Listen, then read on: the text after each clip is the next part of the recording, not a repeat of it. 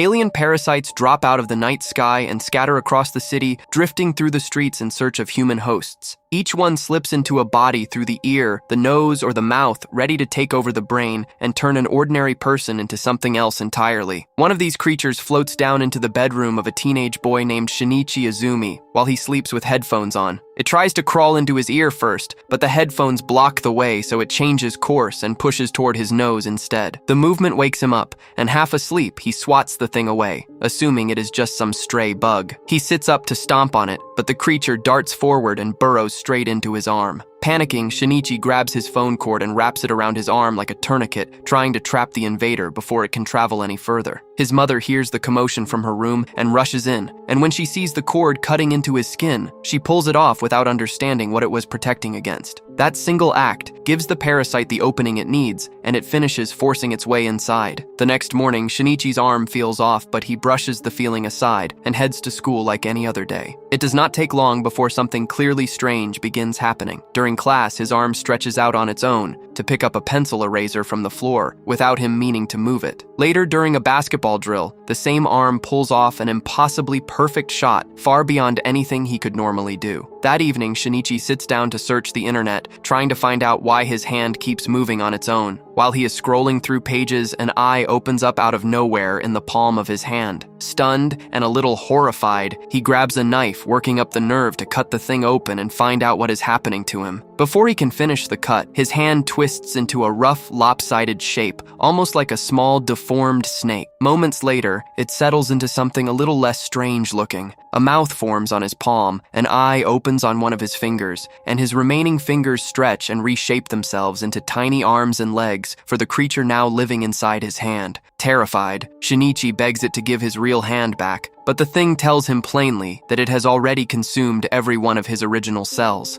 There is no hand to give back. He is stuck with this passenger for good. Shinichi spends the whole night awake, too shaken by the creature attached to his arm to sleep. He still drags himself to school the next day, and once there, the creature speaks up again, telling him to call it Migi, the Japanese word for right, since it lives in his right hand. At school, Migi starts asking Shinichi to take him along to the library to study, and to sign up for fencing and marksmanship classes. Migi picks up every skill at a startling pace, far faster than any human could learn. While all this unfolds, the rest of the parasites that landed on Earth that same night are also settling into their new lives. Most of them succeed completely, eating straight through their host's brain and taking full control of the body, using their new human shells to hunt and feed on other people. One afternoon, while Shinichi rides the bus home from school, Migi senses one of these other parasites somewhere close by. Curious about what it would be like to actually witness a parasite that has fully taken over a brain, Migi forces Shinichi off the bus early and steers him toward what looks like an abandoned butcher shop where the creature seems to be holed up.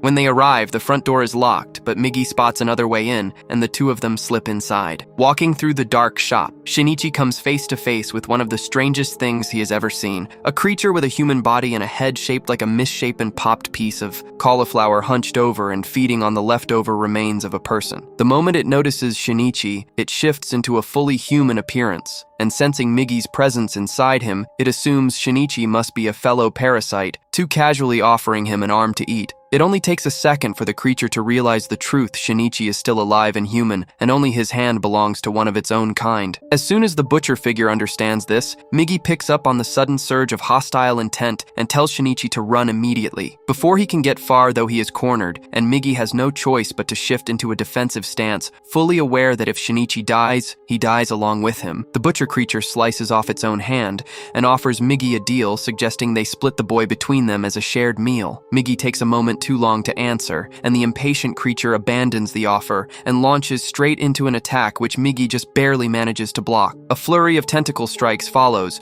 but Migi ends the fight fast, transforming one of Shinichi's fingers into a blade sharp enough to finish off the other parasite in a single strike. The noise of their struggle draws attention from people out on the street, who call the police, and Shinichi sprints home only moments before officers arrive at the scene. When the investigators search the building, they realize the place has served as a hideout for a creature that feeds on human flesh, but they are left with one big mystery: who or what actually killed it. Back at school, during a morning announcement from the principal, Migi senses yet another parasite somewhere nearby. Before he can even start hunting for it, the answer walks right into the room. The principal introduces a new substitute teacher named Ryoko, and Migi instantly recognizes her as one of his own kind. As Ryoko walks toward her classroom, Shinichi trails behind her, and sensing exactly why he is following, she turns and tells him not to be afraid, explaining that all she wants is to live quietly as an ordinary human. She adds that if she meant him any harm, Migi would already know it. She then leads him somewhere more private to talk, where she introduces two more parasites, a student around Shinichi's age named Shimada, and a cold, evasive police officer who refuses to give his real name, going only by the letter A. With everyone introduced, Ryoko explains that all of them simply want to coexist peacefully with humans,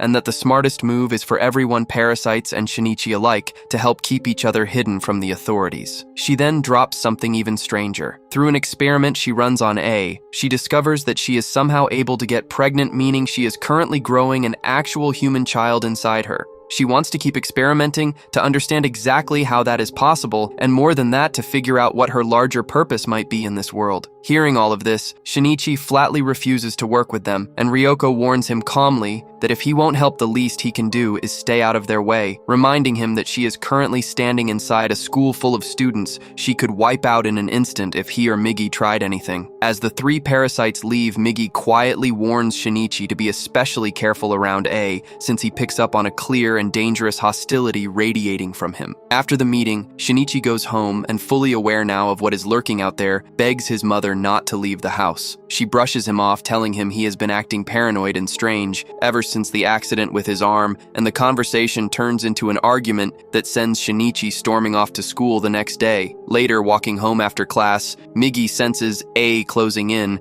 and warns Shinichi again about how dangerous the man is. No sooner does he finish the warning than the parasite cop steps out directly in front of them. Migi tells Shinichi to run, since A is a far more skilled fighter than anything they have faced so far. After running for a while, Shinichi finally tires out, and Migi takes over enough control to turn and face A, demanding to know why he is being hunted. A explains that he has looked closely at the cuts left on the body of the earlier butcher parasite back at the police station, and recognizes them as Migi's handiwork, which makes Shinichi and Migi a threat in his eyes, one that needs to be eliminated. With that, A drops his human disguise, and Migi shifts fully into combat mode. The two trade blows back and forth until Shinichi manages to close the distance and drive an iron bar straight through A's chest, draining him of blood. It turns out A has grown overconfident, certain that no human would dare attack him directly, leaving his body undefended. Sickened by what he has just done, Shinichi runs straight home, but he makes the same mistake so many people make in these situations. He never actually confirms that his enemy is dead. Although badly wounded, still has just enough strength left to take over the body of anyone who comes near him, and unfortunately for Shinichi, his mother happens to be walking home from work nearby. Hearing a man in pain, she stops to help him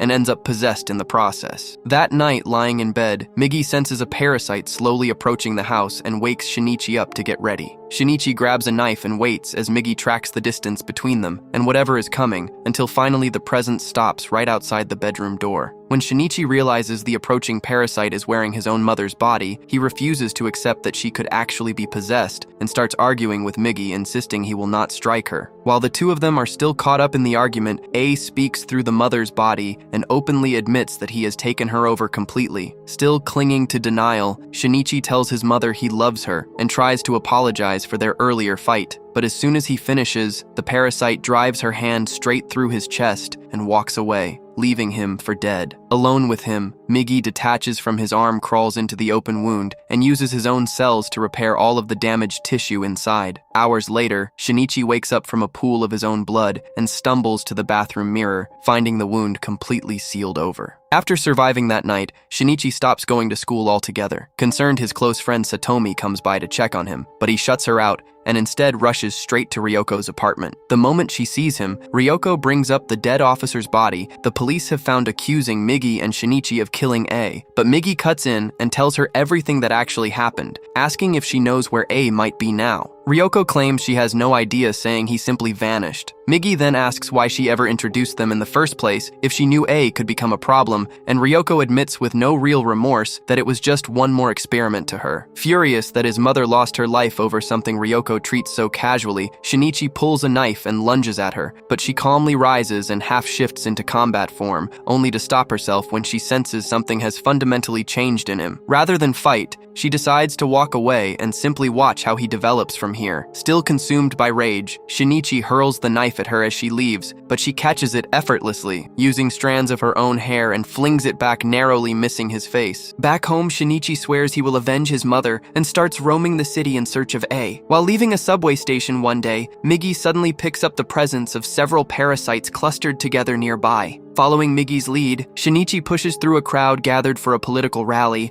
and there, looking at the mayoral candidate and the people surrounding him, Migi realizes with a shock that every single one of them is a parasite, an entire political faction made up of extraterrestrial creatures wearing human skin. Back at home, Shinichi and Migi talk over what this could mean. The parasites are aiming to seize control of the local government from the inside. Not long after, the detective leading the investigation into the dead butcher creature stops by to ask about the policeman's body that was also found nearby, but for reasons that seem oddly suspicious, he backs off the moment Shinichi claims to know nothing about it. Sometime later, Shinichi finally returns to school. While grabbing books from his locker, Satomi finds him and invites him to dinner. But before he can answer her, Shimada walks up, and Satomi introduces him as a new transfer student, unknowingly bringing yet another parasite straight into the school. Shinichi immediately demands to know why Shimada is there and tells him to leave, but Satomi, completely unaware of what is really going on, scolds him for being rude and forces the two boys to shake hands as a greeting. Shimada taunts him quietly during the handshake, and Shinichi responds by gripping down with everything he has, nearly crushing the other boy's hand. The instant their tense little standoff ends, Shimada goes straight to Ryoko's room and reports what he just felt. Shinichi now has unbelievable physical strength. The whole encounter, it turns out, is simply a deliberate test to measure how much Migi's cells have changed him. At home, Shinichi gets ready to head out again to hunt down A, but Migi stops him cold, explaining that after using so many of his own cells to save Shinichi's life earlier, he cannot guarantee staying awake through another battle. If Migi falls asleep in the middle of a fight, it could mean the end for both of them. Meanwhile, at the Parasite's meeting place, Ryoko argues with the others about how reckless they have been, warning that dragging in so many human bodies to feed on is drawing far too much attention and will get them caught eventually. One of the others brushes off the warning, mentioning that humans have already found one reliable way to expose a parasite, pulling out a strand of their hair which instantly curls up on its own the moment it is removed. It is only a matter of time before that secret spreads and gets them all caught. After class one day, Satomi brings up the dinner invitation again, and with nothing else pulling at him, Shinichi finally agrees to come along. The two of them head to the market to pick up ingredients, and as they are walking out of the store, Shinichi hears the screech of a car and turns to see that a small puppy has just been hit. He sets down the groceries with Satomi and darts across traffic to reach the dog, but by the time he gets there, it is already gone. Without a flicker of emotion, he picks up the body and tosses it straight into the trash. Satomi is horrified and demands to know why he would do something so cold, and Shinichi answers completely. Matter of fact, that since the dog is no longer alive, it is nothing more than a useless piece of meat now. Shaken by how distant and cold the boy she cares about has become, Satomi asks what happened to him and walks away clearly disappointed. Alone again, Shinichi brings it up with Migi, who admits that those are exactly the kind of words he himself would say, a clear sign that the transplanted cells are slowly reshaping Shinichi's personality and physical capability to be more and more like one of his own kind. Back at school, the principal notices Ryoko's pregnancy, and for reasons that make little sense, decides to fire her on the spot. After losing her teaching position, Ryoko shows up at the house belonging to the real Ryoko's parents, hoping to slip back into that life, but the mother there immediately senses that the woman standing in front of her is not actually her daughter and starts screaming for someone to call the police. Cornered, the parasite drops. Its disguise drives a hand straight through the father's heart and beheads the mother shortly after. Around the same time, following her argument with Shinichi, Satomi heads to her painting class, where the other girls happen to be using Shimada as their model that day. Out of nowhere, one of the students playfully yanks a strand of hair from his head, and it immediately curls up tight right in front of everyone. The girls freeze in terror and huddle together in a corner of the room while Shimada calmly counts how many of them he will need to eliminate. Once he finishes counting, he drops his disguise entirely and announces that he will end things quickly so nobody has to suffer. Before he can act, Satomi hurls a vial of acid straight at his face, scorching his skin and eating away at the tissue underneath. While he writhes from the pain, the rest of the girls scramble to escape. But even while he struggles, Shimada manages to lash out and tear one of them clean in half right in front of Satomi. At that exact moment, Migi senses the surge of killing intent coming from Shimada, and Shinichi, hearing the girls' screams in the distance, already dreads what he is about to find. He sprints toward the room but arrives just seconds too late, finding nearly all of his classmates already slaughtered. slaughtered. The sight sends him into total shock, and Migi has to work to pull his focus back. Once the numbness fades, it is replaced almost instantly with pure hatred, and Shinichi sets off hunting for Shimada. While all this happens, Ryoko is upstairs in her lab mixing together some kind of chemical compound. Down below, Shimada tracks Satomi to a closet she is hiding in and knocks her to the ground. She tries to scramble away, but one of his tentacles catches her leg and drops her again. That is when Shinichi finally catches up, slamming into Shimada and putting his own body directly between the Parasyte and Satomi. Shimada gets back up and goes on the offensive, and during the exchange he manages to slice clean through Shinichi's wrist, separating him from Migi completely. The two of them reconnect almost instantly though, while Satomi watches the entire fight unfold and Shimada, already weakened from the acid burns, starts to falter. Just then, Ryoko appears behind him, coldly informing him that he is getting in the way of her larger plans and hurls what looks like a homemade firebomb in his direction. Sensing the danger about to erupt, Shinichi scoops Satomi into his arms and leaps straight off the top floor of the building, landing safely on the ground just as the structure explodes behind them. Once the chaos settles, police officers rush to the scene and head straight up to the top floor, only to find that Shimada has somehow survived. Despite their training, every single officer is wiped out with almost no effort on his part. Outside, Migi tells Shinichi that Shimada is still alive and is now heading toward a nearby rooftop, intent on getting revenge for his fallen comrades. Shinichi climbs to the top of a neighboring building and cuts loose a length of steel pipe. Migi then reshapes himself into a bow, and using the pipe as an arrow, Shinichi fires it across an almost impossible distance, driving it straight through Shimada's heart, just like everything he learned back in marksmanship class. With Shimada finally dealt with, Ryoko appears behind Shinichi and tells him that she plans to disappear, choosing instead to live out the rest of her life experiencing motherhood. Before she leaves for good, though, she gives him the location of A's hiding place. Arriving there, Shinichi is spotted almost instantly, and the two of them walk together toward a more isolated area to finally settle things. Along the way, Migi admits that he is starting to feel drowsy and will soon fall asleep no matter what. But before that happens, he reshapes himself one last time into a blade, so Shinichi will at least have a weapon, and then drifts off completely. Fighting alone now, Shinichi manages to hold his ground fairly well against A, but just as the Parasyte is about to land a killing blow, his mother's consciousness still lingering somewhere inside A's stolen body takes hold of one half of it and redirects the attack at the last possible second, even though she knows this final act will cost her any chance of saving herself. With that opening, Shinichi finishes the fight by tearing A's head clean off, finally avenging his mother and letting whatever remains of her finally rest. After the battle, Shinichi visits Satomi in the hospital, and while she lies there unconscious, he quietly promises that he will exterminate every last parasite so that no one else ever has to suffer the way she has. While he is talking softly to Migi, a photographer hiding nearby